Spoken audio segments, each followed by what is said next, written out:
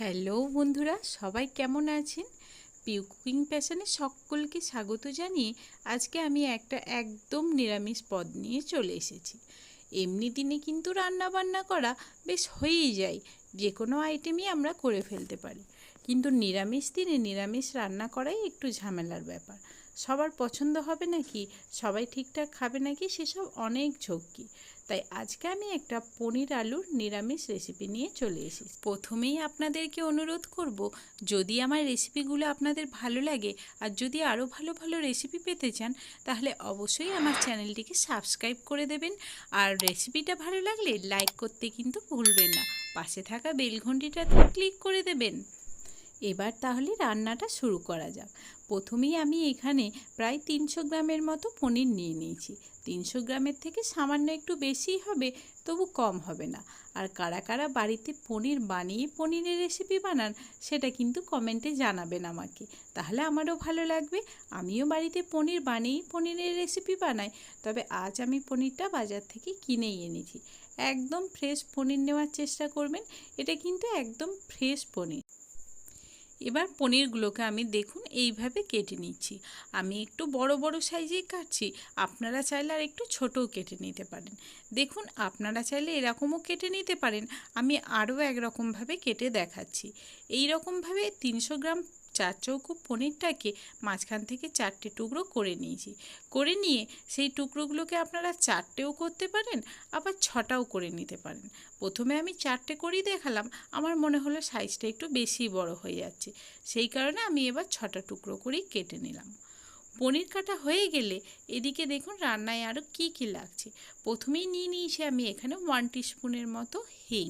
হিং কিন্তু নিরামিষ রান্নায় বেশ ভালো লাগে। ফোড়নের জন্য নিয়ে নিচ্ছি একটা তেজপাতা মাঝখান থেকে ছিঁড়ে রেখেছি, 4টি লবঙ্গ, একটু দারচিনি, সাজিরে, 3টে এলাচ আর 2টো শুকনো লঙ্কা। এই সমস্ত কিছুই আমাদের ফোড়নের জন্য লাগবে। প্রথমেই বলি, পরিমাণ অনুযায়ী কিন্তু ফোড়ন ইউজ করবেন। আর বাড়িতে যদি সাজিরে না থাকে তাহলে কোনো ব্যাপার নয়, এমনি গোটা জিরে দিয়েও করতে পারেন। রান্নাটার জন্য আর যে মশলাটা লাগছে সেটা দেখুন। এখানে আমি 1 টেবিল স্পুনের মতো গোটা জিরে নিয়ে নিয়েছি, সাথে নিয়ে নিয়েছি পরিমাণ মতো আদা। রেসিপিটা যখন আপনারা বানাবেন পরিমাণ অনুযায়ী মশলা ইউজ করবেন। আমি ঝাল খেতে একটু বেশি পছন্দ করি, সেই কারণে এখানে বেশ কয়েকটা কাঁচা লঙ্কাও নিয়ে নিয়েছি। গ্রেভির জন্য নিয়ে নিচ্ছি এখানে 2টো মাঝারি সাইজের টমেটো। টমেটোগুলোকে একদম মিহি কুচি করে নিয়েছি। এতে রান্না করার সময় টমেটোটা খুব তাড়াতাড়ি গলেও যাবে আর গ্রেভিটাও বেশ ভালো হবে। আর রান্নাটা যে জিনিসটা ছাড়া হবেই না সেটাও তো নিতে হবে। এখানে আমি রিফাইন অয়েল নিয়ে নিয়েছি, আপনারা চাইলে সর্ষের তেল দিয়েও করতে পারেন, তবে রিফাইন অয়েল দিয়ে করাই ভালো। সাথে নিয়ে নিয়েছি কালারের জন্য 1 টেবিল স্পুন কাশ্মীরি লঙ্কার গুঁড়ো আর পরিমাণ মতো হলুদ। পনিরটা কেটে নেওয়া হয়ে গেলে এর মধ্যে আপনারা নুন হলুদও মাখিয়ে নিতে পারেন, কিন্তু আমি এখানে নুন মাখাচ্ছি না, কেবলমাত্র কাশ্মীরি লঙ্কার গুঁড়োই একটু হালকা করে মাখিয়ে নিচ্ছি। আর আলু আমি আগের থেকেই ডুমো ডুমো করে কেটে নিয়েছি। আপনারা দেখতেই পাচ্ছেন আলুগুলো ঠিক কিভাবে কাটা আছে, আপনারা আলুগুলোকে ঠিক এইভাবেই কাটবেন। যে কোনো রেসিপিতেই কিন্তু সবজির কাটিংটা কিন্তু বেশ ইম্পর্টেন্ট, তাই আলুগুলো আপনারা এই রেসিপিটাতে এইভাবেই কাটবেন। গ্যাসের মধ্যে আগের থেকেই আমি কড়াইটাকে খুব ভালোভাবে গরম করে নিয়েছিলাম, আর ওই গরম কড়াইয়ের মধ্যেই রিফাইন্ড অয়েল দিয়ে দিলাম। রিফাইন্ড অয়েলটা যখন খুব ভালোভাবে গরম হয়ে যাবে তখন এর মধ্যে আগের থেকে কেটে ধুয়ে রাখা আলুটা দিয়ে দিলাম। আলু কিন্তু ভাজতে ভাজতেই সেদ্ধ হয়ে যাবে।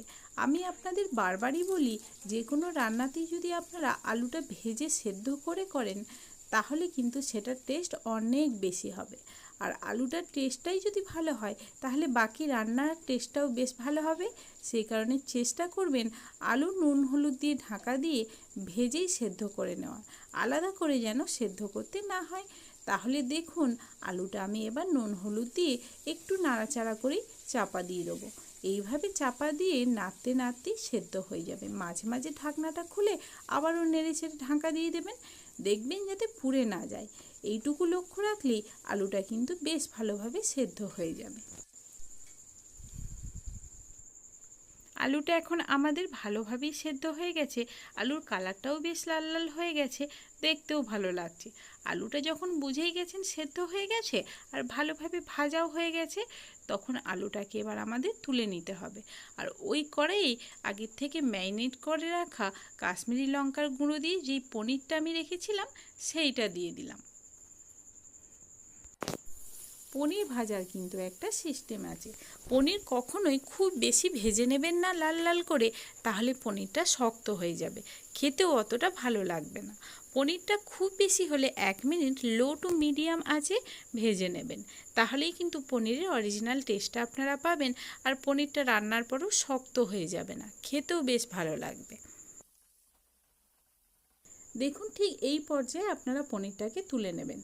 পনির কিন্তু এখন আমাদের ভাজা হয়ে গেছে, আর বেশি ভাজতে হবে না, যেইটুকু ভাজার দরকার সেইটুকু ভাজা হয়ে গেছে। এবার আমি পনিরটাকে তুলে নিচ্ছি। পনির তোলা হয়ে গেলে ওই তেলের মধ্যেই আরও কিছুটা পরিমাণ তেল দিয়ে দিলাম, কারণ রান্নাটা করতে আরও বেশ কিছুটা পরিমাণে তেল লাগবে।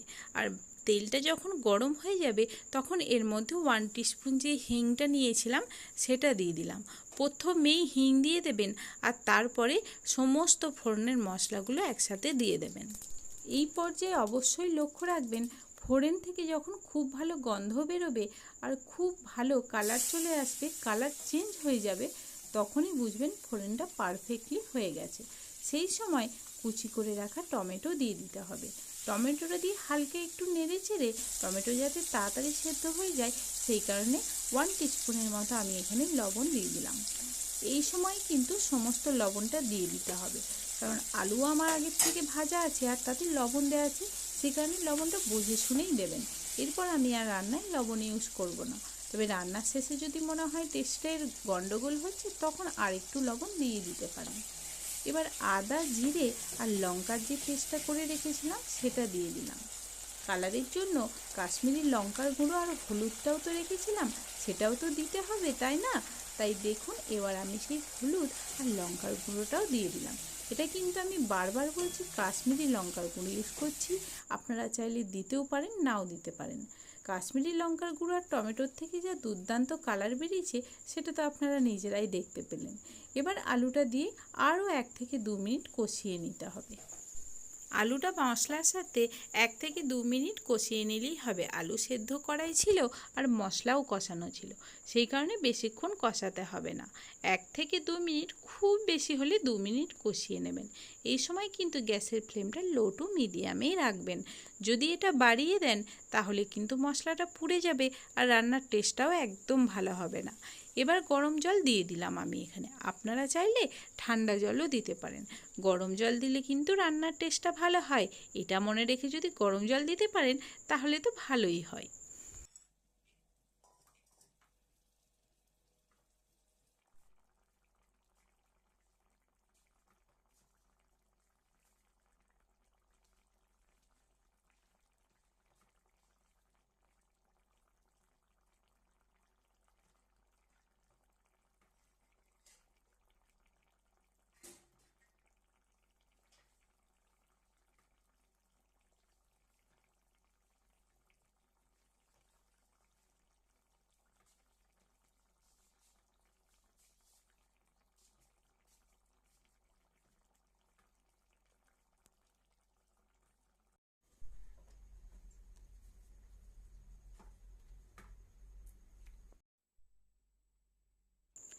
এবার এই রেসিপিটা আপনারা ভাত বা রুটি যে কোনো কিছুর সাথেই পরিবেশন করতে পারেন, যে কোনো কিছুর সাথেই ভালো লাগবে। ভাত, রুটি, লুচি বা পরোটা সমস্ত কিছুর সাথেই ভালো লাগবে। তাহলে বুঝতেই পারলেন কত সহজে নিরামিষ দিনের একটা পারফেক্ট রেসিপি বানিয়ে নেওয়া যায়। একদমই বেশি ঝামেলা নেই, আর ঘরে থাকা নর্মাল কিছু মশলা আর রেগুলার কিছু জিনিস দিয়ে এটা বানিয়ে নেওয়া যায়। কে কে এইভাবে বাড়িতে পনিরের রেসিপি বানান আমাকে কিন্তু কমেন্টে জানিয়ে যাবেন। আর কে কে আমার ভিডিও দেখে এই রেসিপিটা বানালেন সেটাও কিন্তু জানাতে ভুলবেন না। এতক্ষণ আপনাদের সাথে ছিলাম আমি পিউ, আপনারা দেখছিলেন পিউ কুকিং প্যাশন আমার চ্যানেল। আর পুরো ভিডিওটা স্কিপ না করে শেষ পর্যন্ত দেখার জন্য আপনাদের সকলকে পিউয়ের তরফ থেকে অনেক অনেক ধন্যবাদ।